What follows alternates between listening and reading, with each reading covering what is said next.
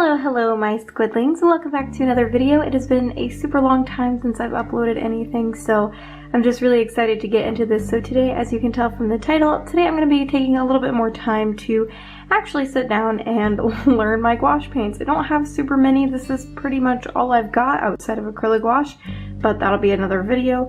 But I thought it would be really fun to go ahead and learn this medium today. So today I am partnering with Skillshare to make this video possible. They are incredible. They are an online learning community with over 25,000 videos, which is kind of insane, for just online learning, and it spans everything from illustration to whatever your heart desires. So if you have something you want to learn, you should definitely go over and check out Skillshare.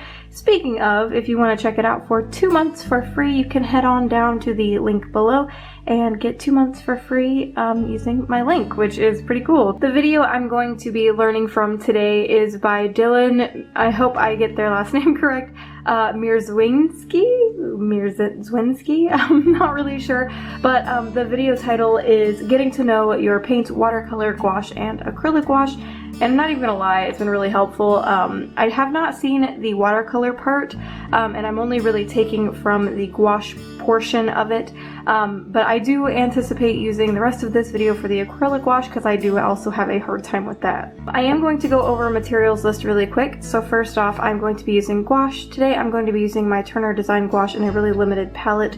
I've got crimson, cypress, yellow ochre, and white, so I'm just going to be using these 4 colors today.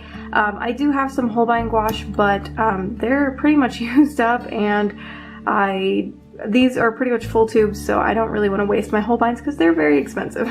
I'm also going to be using drawing tools to make a picture, obviously, so a pencil. I've also got a color Eno here just in case I'm feeling frisky and want to do something in color. I've also got some fine liners. These are microns in black, but I may swap over to my Copic multi-liners in either wine or warm gray. Not really sure about that, but we'll see. Then I've got paintbrushes in various sizes. So I've got a squirrel hair quill, a regular round brush, this is a number 4, a number 3 round brush by Winsor & Newton, and then this flat brush by Princeton. I mainly use round brushes, but never hurts to have a little flat on your side. Then, of course, I have to have something to paint on, so I'm just going to be using this little 5x7 watercolor block by ProArt. It's not super expensive paper, so I'm not super upset if I mess up or anything, and it'd be nice to swatch on. And then, of course, I've got a water bucket off camera. It's got 2 wells of water, one for dirty water, one for clean water. I will be using that to rinse my brushes off. And then, again, off camera, I've got a paper towel just to dab my brushes off so I don't get too much water on them.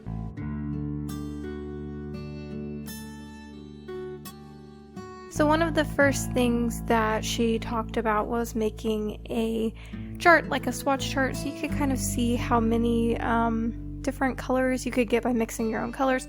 And this is a chart I've never really done before, which I thought was really cool. It's something I had heard of, but I didn't know how to do it, and I'm just really glad that I learned how to do this. So basically you take the number of squares you're making, you add 1 to it, and then you just kind of divvy out and make a bunch of squares.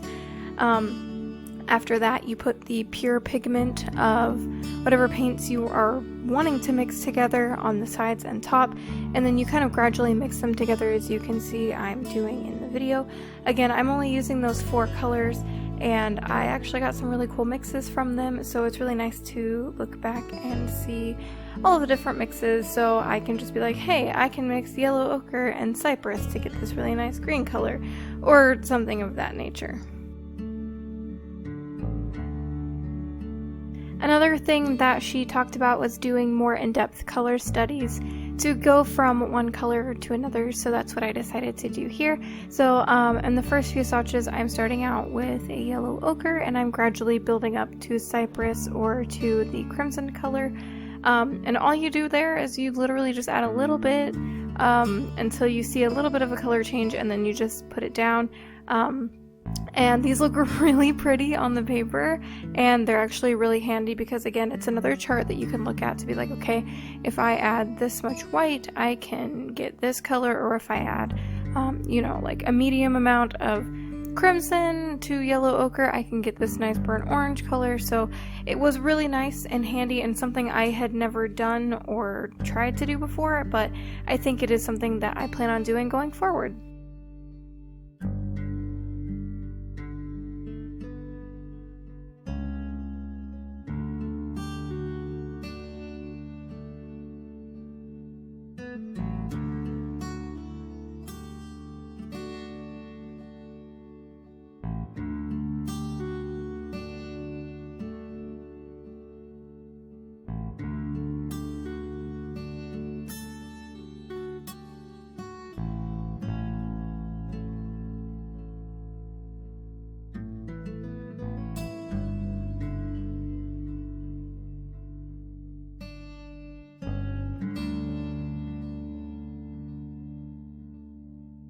So while watching the class, I found a lot of helpful tips that I really never knew or have never just tried on my own, and I'm going to share those with you really quick, the demos that I did. If you're interested in watching this particular class, I will leave it linked in the description below.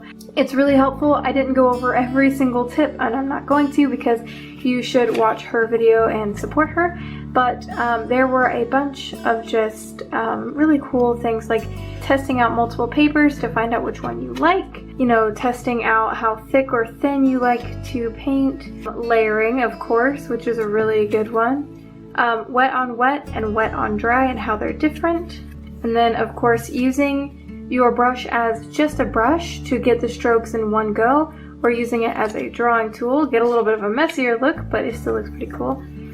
And then using the paint to detail as opposed to detailing with a pen. Now I'm going to be using these techniques in the illustration coming up.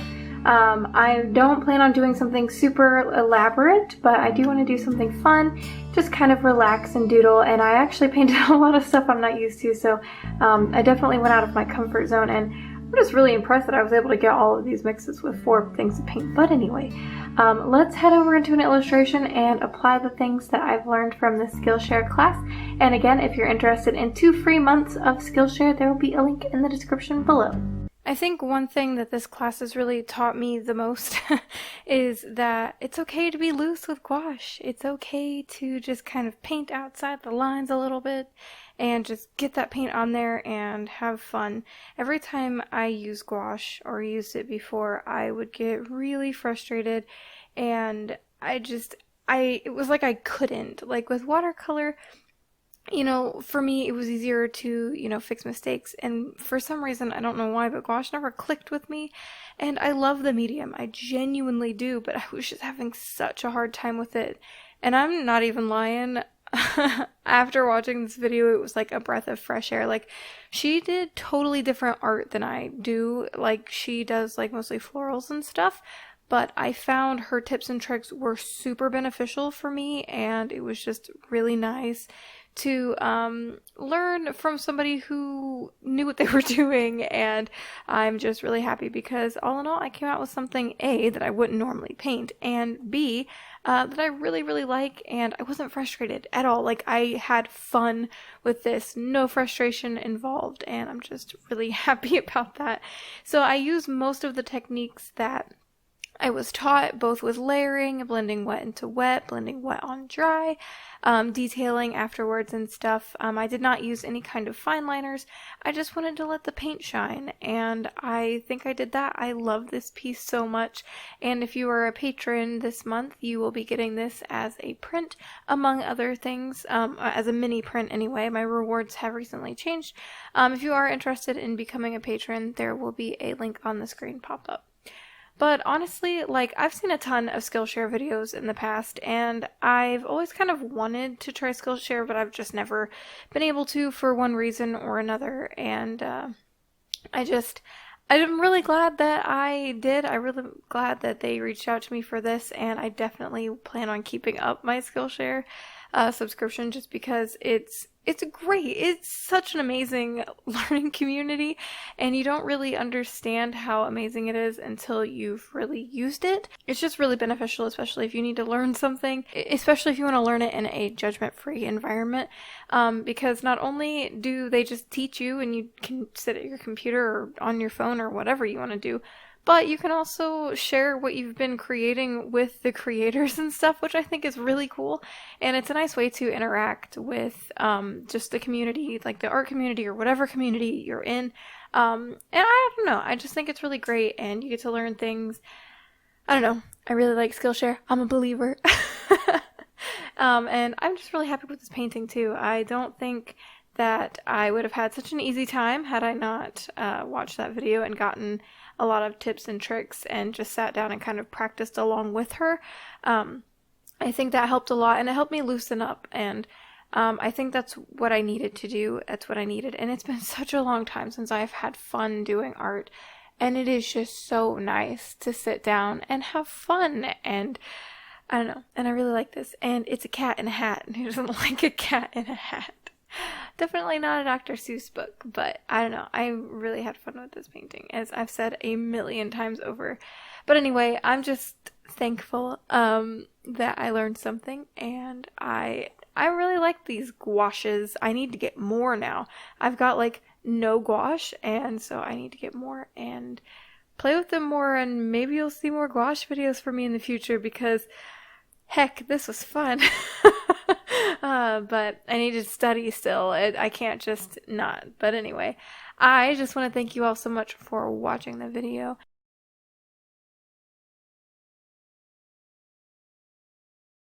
The video will be closing soon. You're going to be taking a look at the final piece right about now. I also want to give a super special thank you to every one of my patrons for this month.